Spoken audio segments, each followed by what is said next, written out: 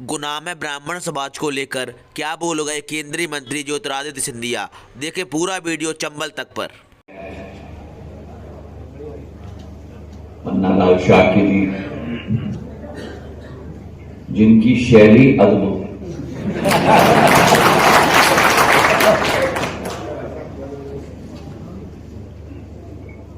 एक ऐसा, और मैं शब्द इस्तेमाल कर रहा हूं, कथावाचक के रूप में रहते। मैं क्रिकेट बहुत खेलता हूं, या तो यॉर्कर फेंकते हैं और या तो गुगली फेंकते हैं, और यॉर्कर और गुगली फेंकने के बाद आराम से चुपचाप से जाके बैठते हैं।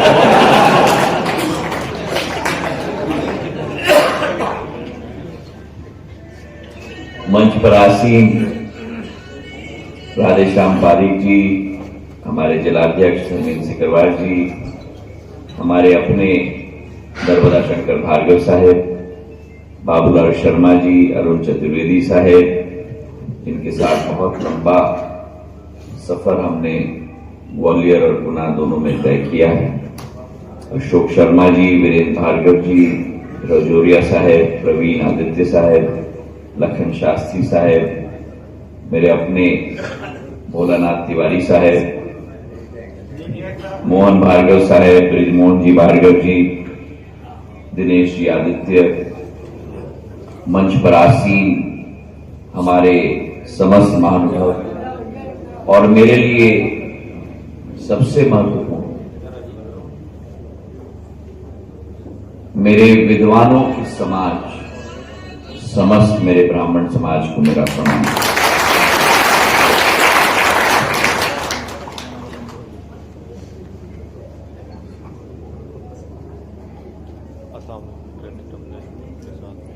अगर इस पृथ्वी पर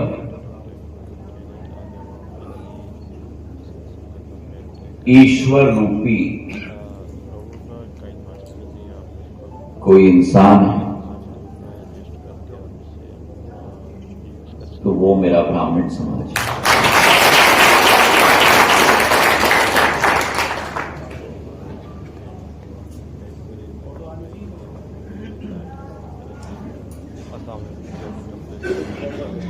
आज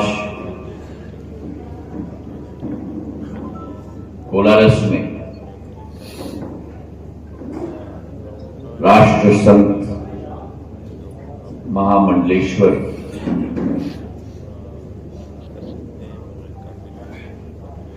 हमारी कनक देवी जी की कथा, कनकेश्वरी देवी जी की कथा में उपस्थित होने का मुझे सौभाग्य प्राप्त हुआ। और अभी मैं धर्मेंद्र जी से बात कर रहा था और तिवारी जी से बात कर रहा था, मैं उनको अपना दौरा कार्यक्रम दिखा रहा था। आज ये हमारी 10वीं सभा है और इसके बाद 2 और सभाएं हैं।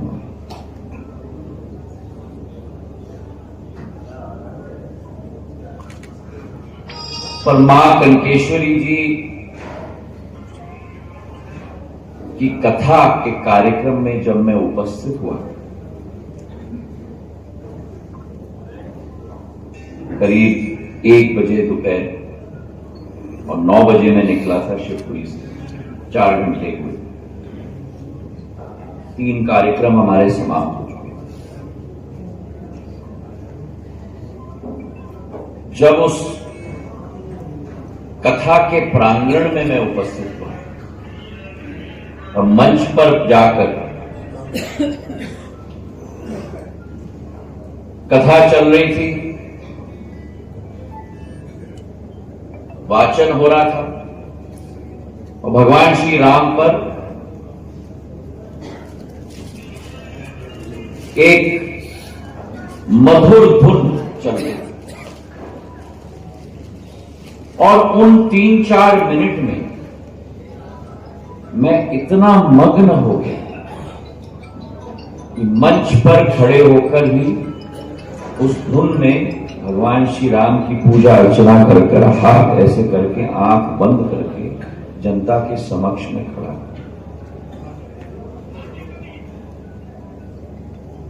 उसके चंद मिनटों बाद मां कनकेश्वरी देवी जी ने आशीर्वाद प्रदान किया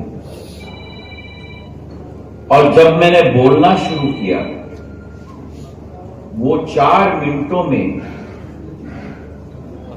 इतनी ऊर्जा का अनुभव हुआ, 4 घंटे की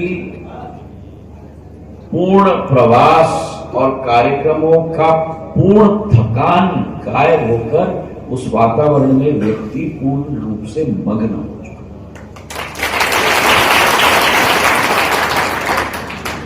और जब मैंने बोला कि राष्ट्र संत महामंडलेश्वर मां कनकेश्वरी जी की ये क्षमता है आराधना की कि हम जैसे साधारण इंसानों को मंत्रमुग्ध करने की क्षमता, मेरे भाषण में उन्होंने मुझे रोका और उन्होंने बोला कि ये मेरी क्षमता नहीं है, ये भगवान श्री राम की क्षमता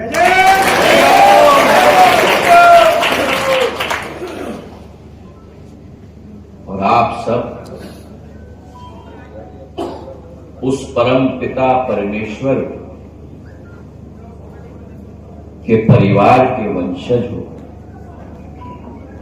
जिनकी क्षमता है इस विश्व को, देश को नहीं, गुना को नहीं, मध्य प्रदेश को नहीं, भारत माता को नहीं, लेकिन विश्व को मंत्रमुग्ध करने की।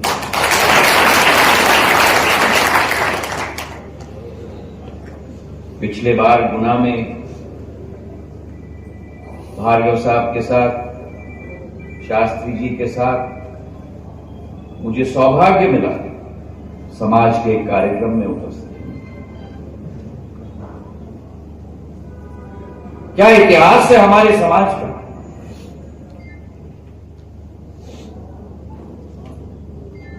महर्षि दधीची के वंशज आप लोग,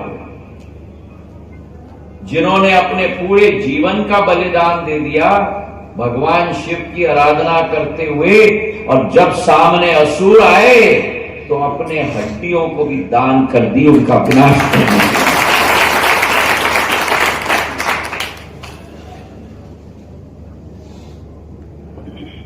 उस वंश श्रेणी की महान वंश ये चलती आती रही।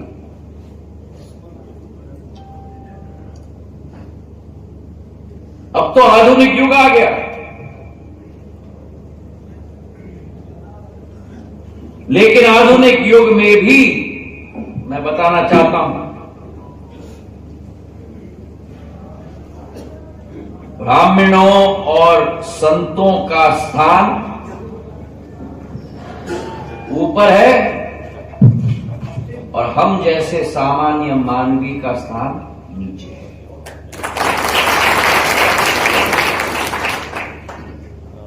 वो कभी हमें भूलना नहीं चाहिए। जो सिद्धि, जो शिक्षा, जो क्षमता आपके समाज में है, अद्भुत है। और इष्ट देवता और मानवी के बीच में अगर कोई है तो मेरा समाज है। और इसलिए आज के कार्यक्रम में मैं नमन करता हूं महर्षि दधीची जी को, भगवान परशुराम जी को, ऋषि विश्वामित्र को, ऋषि वशिष्ठ को,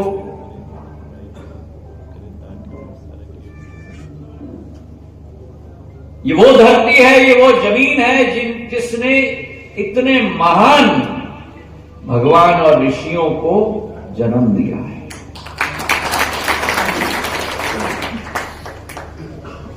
और आज जिस वातावरण में हम बैठे हुए हैं, समाज की सोच विचारधारा हजारों साल से क्या रही है, अपने समाज के बारे में नहीं,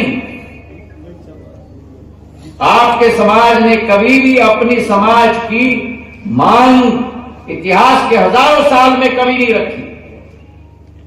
रखी मांग, रखी आराधना, रखी आशा, रखी अभिलाषा, सर्व समाज सुखी रहे, आनंद में रहे, विश्व का कल्याण हो, वासुदेव कुटुंबकम की भावना हो और समस्त मानवता सराबोर रहे, यही कामना ब्राह्मण समाज में करे।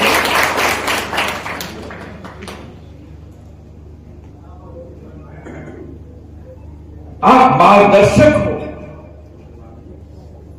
देश को, समाजों को राह दिखाने वाले आप, और इसलिए आज जब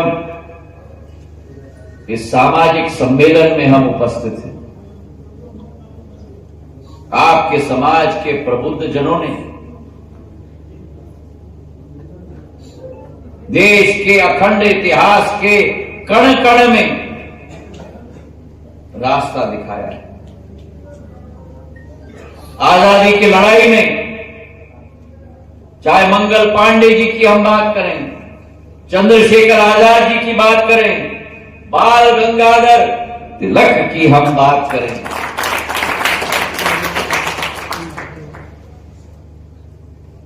भगवान समान ऐसे हस्तियों को भारत माता की कोख से जन्म मिला है। आपके समाज के रहे हैं, समाज सेवा के क्षेत्र में भारत की आजादी में एक सेकंड न सोचकर अपना सब कुछ बलिदान देने के लिए निकले तो समाज के लोग निकले। और आपके समाज में मुझे तो आश्चर्य है, मंच से विधानसभा की टिकट की बात की जाए,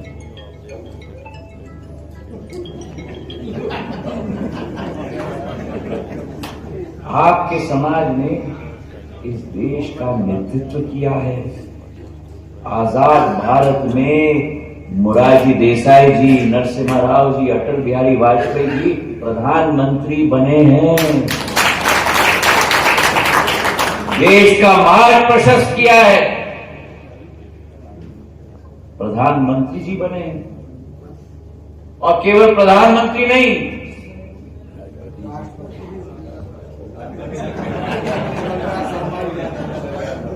और उस लिस्ट में वेंकट रमन जी हो, वीवी गिरी जी हो, शंकर दयाल शर्मा जी हो, और मेरे अपने प्रणब मुखर्जी साहब हो, चारों के चार देश के राष्ट्रपति, और चारों के चार सिंधिया परिवार के साथ हृदय का संबंध।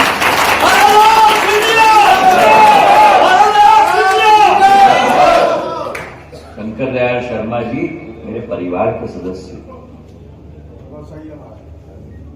मेरे पूज्य पिताजी के साथ हृदय का संबंध। वेंकट रमन जी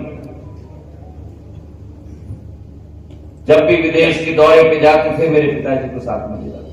वीवी गिरी साहब का राजमाता साहब और शिवाजीराव महाराज साहब के साथ संबंध,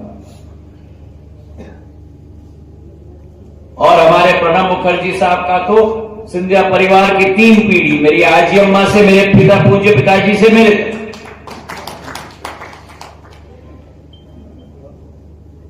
और जब संबंधों की हम बात करें, यह भी मैं बता दूं कि जब पोर्तुगीली ने ब्राह्मण समाज के ऊपर अत्याचार किया और ब्राह्मण समाज पेशवा के यहां गए, पेशवा के भाई चिम्माजी अप्पा जी ने पेशवा से अनुमति ली ब्राह्मण समाज की रक्षा करने के लिए, और जब पेशवा ने अनुमति दी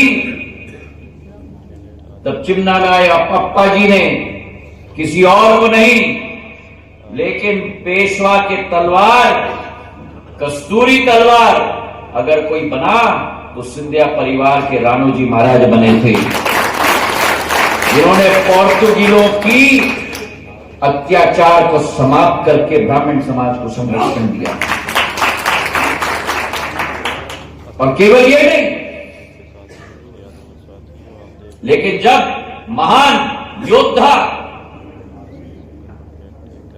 अपराजित योद्धा बाजीराव पेशवा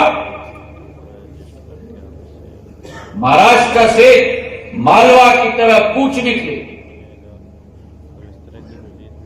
खंडवा खरगोन में बीमार पड़े, उनका देहांत हुआ, तो आपको भी आश्चर्य होगा, आप गए हो कि नहीं मुझे नहीं मालूम, रावेर खेड़ी में बाजीराव पेशवा की छतरी बनी है, और बाजीराव पेशवा की छतरी रावेर खेड़ी में उनके दाहिने हाथ, उनके जिगर के टुकड़े राणोजी महाराज ने बनाया है।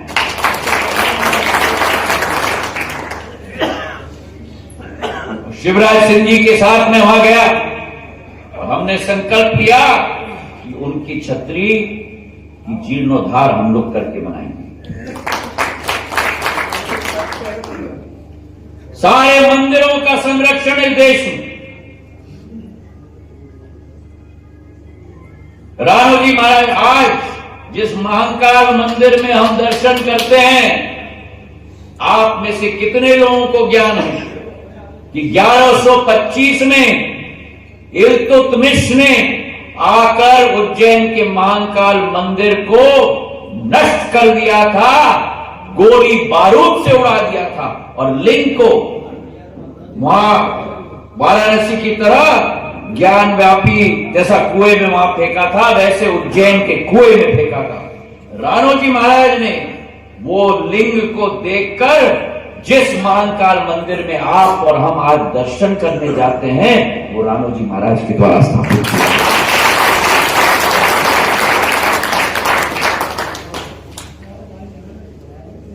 अयोध्या के नवाब ने ब्राह्मणों पे अत्याचार किया था अयोध्या में।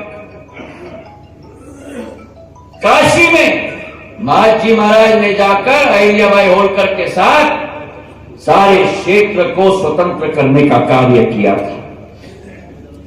और आज भी काशी में सबसे बड़ी घाट जो बनी है वो सिंधिया घाट बनी है, बालाजी घाट है, गंगा महल है, मंदिरों की श्रृंखला है। सोमनाथ मंदिर को मोहम्मद गजनी ने आकर तस्त मस्त कर दिया था, दरवाजे लाहौर ले गए थे। महाजी महाराज ने संकल्प ले लिया था, मैं जाके हिंदू धर्म को दोबारा स्थापित करूंगा, और लाहौर जाके लाहौर में भगवा नाग निशानी झंडा गाड़ के सोमनाथ के द्वार वापस वहां से लेकर आए थे महाजी महाराज।